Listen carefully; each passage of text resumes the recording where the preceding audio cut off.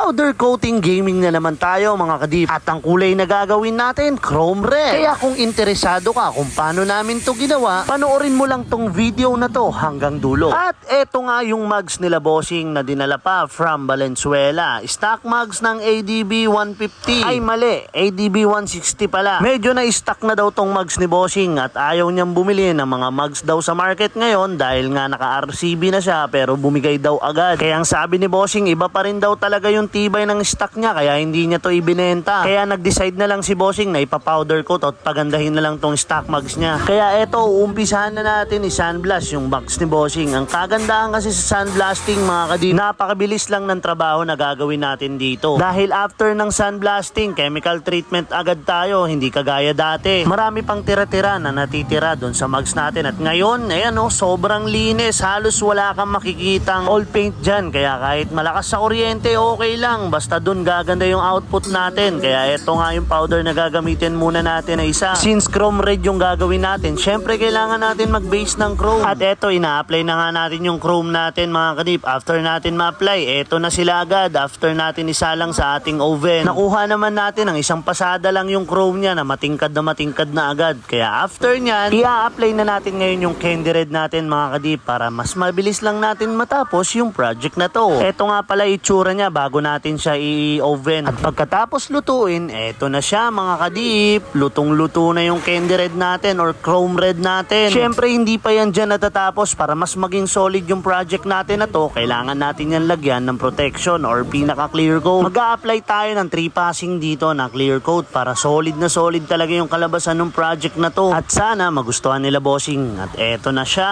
all goods na. I-flex nga natin ng konti bago natin interviewin si bossing. Talaga naman pantay yung chrome red natin. Isa kasi to sa mga powder na mahirap pahamuhin sa lahat. Kaya all goods na. Eto na si bossing. Interviewin na natin at ipakita yung natapos nating na project. Sobrang ganda, sir. Ha?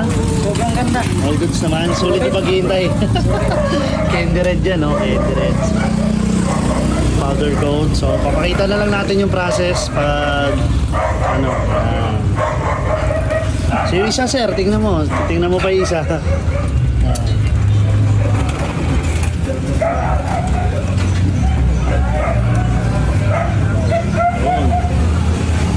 All goods naman. Medyo natagalan lang boss. Dapat ito kanina pang alas 3 to eh. Dito tayo natagalan. So ito naman yung review mo mamaya. Ayan. Reflection ng ilaw. Within the day yan. Kuha naman natin sir. Yung gusto mo. Ganda. Solid. Ito. Ito naman. Parang mukha bang ni Rasher? Walang salat yan. Walang salat ng... Ano, ikabit mo na tol. Saan turnier nyo dito? Sir, tapos na yung project natin. Ano masasabi mo? Sige, solid. Solid naman. Parita mo, 1 to 10. 20. 20. Taga saan ba si sir? Kabaliches po. Taga Novaliches pa. So ayan, maraming salamat po.